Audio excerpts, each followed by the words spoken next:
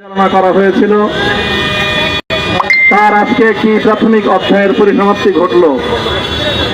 আমরা স্পষ্ট ভাষায় বলতে চাই, আমাদের উপর জুলুম করা হয়েছে, আমরা নির্যাতিত, অন্যায়ভাবে আমাদেরকে কারারুদ্ধ করা হয়েছে, বুলেটের আঘাতে আমাদের ভাইদেরকে হত্যা করা হয়েছে। আমরা যখন আমাদের সন্তানদের লাশ এবং তাদের রক্তমাখা বুলেট বিদ্ধ সেই মরদেহকে সামনে রেখে আমরা যখন আমাদের ন্যূনতম প্রতিবাদটুকু উচ্চারণ করতে গিয়েছি, তখন আমাদেরকে কারারুদ্ধ করা হয়েছে, আমাদেরকে নানাভাবে নিষ্পেষণ করা হয়েছে, আমাদেরকে জনগণ থেকে বিচ্ছিন্ন করার সব ধরনের অপচেষ্টা চালানো হয়েছে। আমি আজ এই মুহূর্তে আমার এই মুক্তি উপলক্ষে আমি বলতে চাই, আমাদের উপর জুলুম করা হয়েছে, এটাকে আমরা সহ্য করে নিলাম। আমাদের ভাইদেরকে হত্যা করা হয়েছে, সেটাও সহ্য করে নিলাম।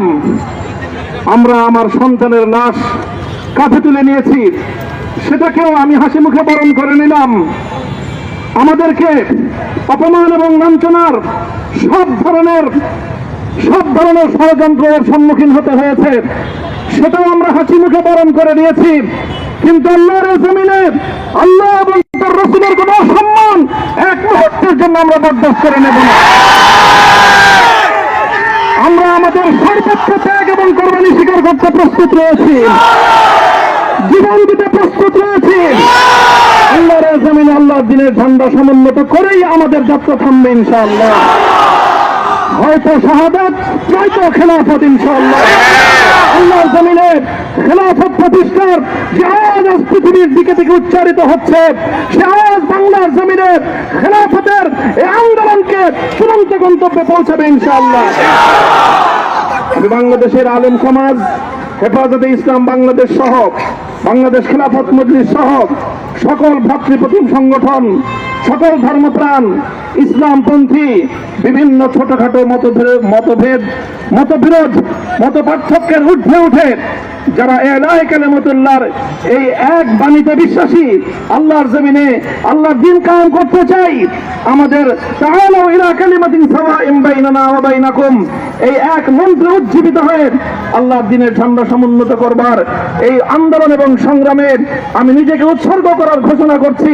এবং আমার সকল ভাইদেরকে, আমি সকল উলামায়ে কেরামকে এবং ধর্মপ্রাণ মুসলমানদেরকে, ইসলামী নেতৃত্বকে ঐক্যবদ্ধভাবে এই সংগ্রামের ঝান্ডা সমুন্নত করবার, ধারণ করবার আহ্বান জানাচ্ছি। এবং আপনাদের সকলকে আবার শুকরিয়া জ্ঞাপন করছি যে আজকে আপনারা এভাবে আমাকে উৎসাহিত করেছেন, উজ্জীবিত করেছেন।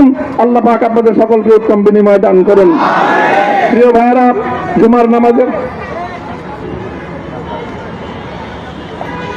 জুমার নামাজের একেবারে ঠিক আগ মুহূর্ত, এখন সব মসজিদগুলোতে জুমার প্রস্তুতি চলছে। আমরা এখন এখানে খুব সংক্ষিপ্ত দোয়ার মাধ্যমে আমাদের আজকের এই প্রোগ্রামের সমাপ্তি ঘোষণা করব। এরপরে ইনশাআল্লাহ প্রত্যেকে সুশৃঙ্খলভাবে যার যার জায়গা মতো বা আশেপাশের মসজিদগুলোতে গিয়ে আপনারা জুমার নামাজ আদায় করবেন। আমি আবারও বলছি, আমি আমার আলোচনার শুরুতে কোরআনে পাকের সেই আয়াতটুকু তেলাওয়াত করেছিলাম, হযরত ইউসুফ আলাইহিস সালাতু ওয়াস সালাম কারামুক্তি এবং প্রকৃত যারা অন্যায়কারী ছিল, সেই অন্যায়কারীদের স্বরূপ ওনার সামনে উন্মোচিত হয়ে যাওয়ার পর, জাতির সামনে তাদের স্বরূপ উন্মোচিত হয়ে যাওয়ার পর তিনি যে কথা বলেছিলেন, আমিও নবী ইউসুফ আলাইহিস সালাতু ওয়াস সালামের অনুসারী হিসাবে তার সুরে সুর মিলিয়ে, কণ্ঠে কণ্ঠ মিলিয়ে কথাই বলতে চাই, লা তাসরিবা আলাইকুমুল ইয়াউম। ব্যক্তিগত আক্রোশের প্রতিশোধ আমরা কারো কাছ থেকে গ্রহণ করব না। সকলকে আহ্বান জানাই, মাদ্রাসা, স্কুল, কলেজ, ভার্সিটি কোন শিক্ষা ব্যবস্থার ছাত্রদের মধ্যে বিভেদ করার নীতিতে মামুনুল হক বিশ্বাস করে না। আসো, স্কুলের ছাত্র আসো, আমার মাদ্রাসার ছাত্র পাশে দাঁড়াও, কলেজ থেকে আসো, ভার্সিটি থেকে আসো, তোমরা হাতে হাত মিলাও, ইনশাআল্লাহ দেশের স্বাধীনতা অক্ষুণ্ণ থাকবে।